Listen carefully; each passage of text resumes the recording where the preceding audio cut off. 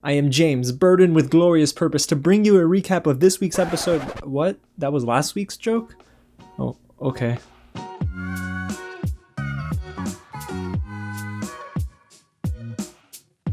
What's going on, you guys? James here with another real review and recap of this week's episode of Loki, episode number 2. Now, at the time of recording this, guys, I was given the chance to screen the first 2 episodes early, thanks to Disney Plus and the team over there of Loki. Now, I don't have a title name for this episode, but I'm just gonna title it Craziness, because this episode is bonkers, guys. And if you haven't already read the title of this video, guys, spoilers galore. So if you haven't seen this week's episode, watch it, come back to this, and let's talk all about your theories and let's break it down together. Now, before we get into my thoughts, and yeah, we're going to talk about that insane reveal at the end. If it is your first time here at the channel, guys, welcome to Real James, where I talk about movies and TV early like this all the time. So if you don't want to miss out, go ahead and hit the big red button below, subscribe to the channel, and tap on that bell, guys. Smash that thumbs up button if you're a big fan of Loki, and get loud in the comments below. And again, give me your theories. What are your predictions for the rest of the series? Alrighty, guys, so let's get into some general criticism about this week's episode. Now, the first thing that jumped out at me about episode 2 is that it is so much better than the series premiere. I noticed a lot of talk online where people were saying episode 1 was the strongest series premiere of any MCU series to date, and I'm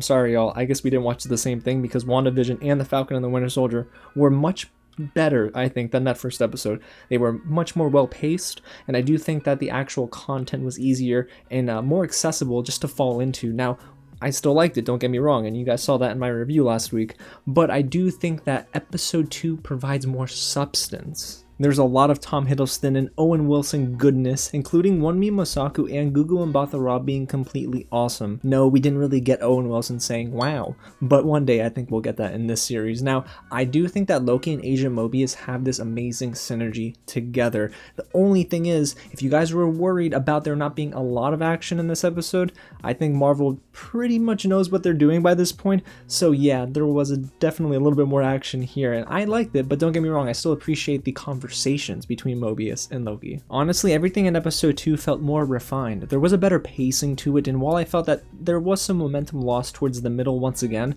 the third act is much stronger here than in the series premiere. The dialogue definitely feels a little rough around the edges sometimes, and I think that they focused a little bit too much on conversation sometimes.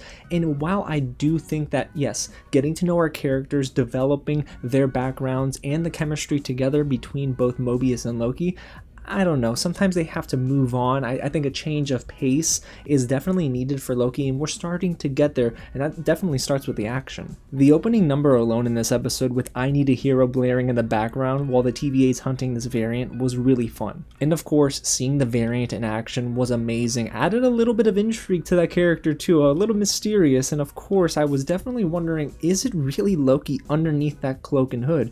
And we learned that that's not necessarily the case, but we'll get there. And one of the best parts of this episode was Loki and Mobius discovering that they have to travel to an end of the world type scenario.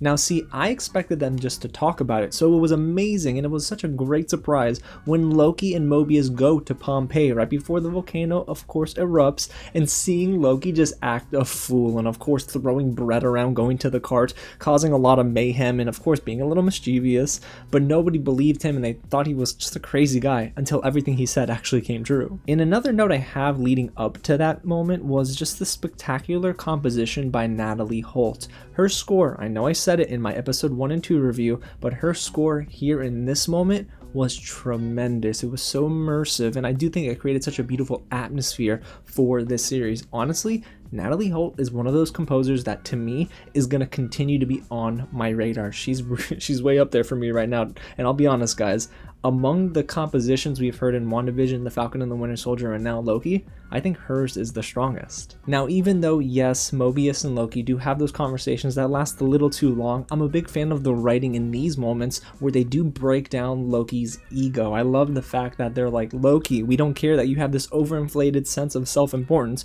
We're gonna knock you down down to a ground level, and really that comes in between conversations and moments with Wunmi Mosaku and Tom Hiddleston. Wunmi Mosaku plays Hunter B-15, and she continues to butt heads with Loki and vice versa. This is honestly going to be a fun duo to watch as the series goes on. And to me, y'all, it was so cool to see Loki become a detective, right? He puts on that jacket, even though it says variant on the back. It was still really neat for us, maybe not so much for him, but it was a cool moment where you start to see that Loki, even though maybe his intentions are still not aligned with the TVA's, I love the fact that, hey, Loki is literally in a buddy cop detective series with Owen Wilson. That's awesome. And I do think that this is the tone this series carries as we go from week to week. Now, we do get some shocking reveals here, which we're going to talk about right now. So first of all, let's dive into that third act where we really do get a majority of those big reveal moments. When it comes to Roxxcart, now this is the location where they do have that amazing showdown with the variant. Is Roxxcart related to Roxxon? Now I did some digging because the Roxxcart name is very similar in spelling to Roxxon, which also spells with 2 X's. There's even a website out there for Roxxcart, which is nuts, and I wonder if that actually gets updated after this episode debuts in millions of households, but we'll have to check up on that and follow up next week. But still, I couldn't find any ties between Roxxcart and Roxxon. I wouldn't be surprised though if Roxxcart is a subsidiary of Roxxon. Honestly, I can't wait to see how this all plays out, but man, we've spent what, like 30 seconds on Roxxcart. Let's move on to what happens inside of Roxxcart. Before we talk about who was revealed to be the variant underneath that cloak and hood, we gotta talk about Loki's intentions here. Do you guys really believe that Loki wants to essentially meet the Timekeepers and become the most powerful figure in the universe controlling the sacred timeline? Now, I can't really believe that, you guys. Personally, I think Loki did have bad intentions when he first stepped into the TVA, but I do think that his heart is changing, and by the end, he's going to be that anti-hero that we eventually have come to love in the MCU. Although he did try to use this to persuade the variant into hopefully teaming up with him, and then we find out that that variant is not Loki, but Lady Loki? Or Loki with horns? Or a woman who took Loki's horns? I don't know, but we do know now that it is actress Sofia Di Martino, and that's kind of cool. First of all, I didn't get spoiled. There were like some set photos going around that I found out about today at the time of recording, but honestly, I love that it was such a shock, and it really opens up the question of this.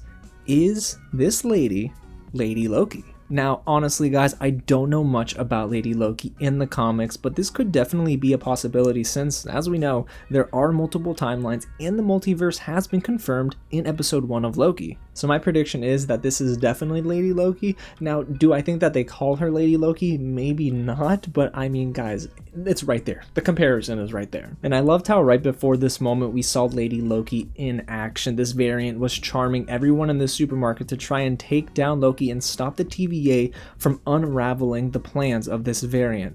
It was so cool to see Wunmi Mosaku's acting just on full display when she gets charmed and is fighting Loki, and then you start to see other actors that would otherwise be extras on set actually get a decent amount of screen time. It was a really cool action sequence, and even though I don't like the handy cam hand-to-hand fight scene that we got, it was still leading up to this bombshell moment. And actually, it is a bombshell moment, literally bombshell, because Lady Loki, or this variant, because we don't know if this is really Lady Loki or not, drops bombs, explosive devices into the location of the Timekeepers. And how did she get that location? Because one of the TVA agents from the beginning of the episode gave the location of the Timekeepers to the variant. Now that is very good writing. I think it's really cool to see that coming together moment, and honestly, this is gonna be bad. I'm guessing this variant wants to destroy the sacred timeline, and it's incredible to see Judge Renslayer run to grab a weapon and join her fellow agents. I'm guessing she's gonna really hop into the fight, or she's gonna go and protect the Timekeepers. Now that would be cool because she does know the location of the Timekeepers, so that's where I assume that she's going. So guys, what happens next? Well guys, like I told you at the beginning of this recap, Disney only gave me the first 2 episodes of Loki, so next week I'm gonna be watching right along with you guys. I will have to say this though, I don't think that Lady Loki's the only Loki variant that we're gonna get. I think we get a ton of different variants that do look like Loki, and actually guys, I don't even think these Loki variants are the main antagonists. Now, that's assuming there are multiple Loki variants, but if there are, I still don't think that they will be the main villains here. There's someone else, there's a puppeteer here pulling all the strings, and I think that will probably get revealed in the last act, the last few episodes of this series. Now that's my prediction. I could be wrong, but mark it down for me. Let's see if I'm right by the end of the series. So overall, you guys, episode 2 is definitely a strong follow-up to the premiere, and it's better to me than episode 1. It's got action, it's got a better pace to it, it's got some amazing moments between Tom Hiddleston, Owen Wilson, and Wunmi Mosaku, and then we get that Sofia Di Martino reveal. Lady Loki is here, guys. I guess only time will tell, and I'm sure in episode 3 we're gonna get a little bit more explanation there, and I wouldn't be surprised if we get some backstory on this variant, right? I think they might do a little bit of an origin story for the first 10-15 minutes of next week's episode, because I can only imagine we're gonna get a 50+ minute episode yet again. So there you have it, you guys. That's my Loki episode 2 review and recap, but give me your theories down below. Go ahead and get loud in the comments. Let me know, did you appreciate episode 2? Did you like episode 1 better? And what do you think happens next? Y'all, I seriously cannot with Marvel and their TV series. They just continue to knock it out of the park, to be honest with you. And if you haven't already, guys, smash that thumbs up button, hit the big red button below, subscribe to the channel, and help us get to 5,000 subscribers. We're so close, and it's all because of you. Alrighty, guys, well, this week, I got some screenings to go to, got some movies to review, and we got a very busy summer ahead. Alrighty, y'all, again, thank you so much for watching, and I'll catch you at the next screening.